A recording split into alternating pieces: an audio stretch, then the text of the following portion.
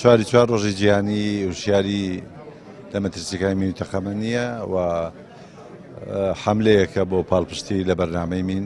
ئەم ڕۆژە لە هەموو کارماندانی بواری کاروباریمی لە جیهان و لە کوردستان پیرۆز دەکەم. ئێمە ئامانەوێ سرنجی دۆنەرەکان، سرنجی هاوڵاتیان، سرنجی دامودەستگاکانی حکومی، سرنجی مجتەمەعی مەدەنی بۆ بەرنامەی من ڕابکێشین و ئەو ڕۆژەیە کە ئێمە حملەی وشیارکردنەوە دەست پێکەین و بە شکلی جۆراجۆر بە چالاکی جۆراجۆر لە هەولێر و لە هەموو پارێزگاکانی کوردستان ئەوەی کە پاکراوەتەوە نزیکەی 500 کیلۆمەتر دووجایە لە کوردستان کە پاکراوەتەوە لە مین و تەقەمەنی کێڵگەمین و ناوچەی مەترسی نزیکەی 270 کیلۆمەتر دووجا ماوە لە هەرێمی کوردستان کە ڕەها بکرێ ئازاد بکرێ یاخود پاک بکرێتەوە لە مەترسیەکانی مین و تەقەمەنی. ئامارەکان نزیکەی 13,500 و قوربانی هەیە لە هەرێمی کوردستان بەهۆی ڕووداوی مین و تەقەمەنیەوە.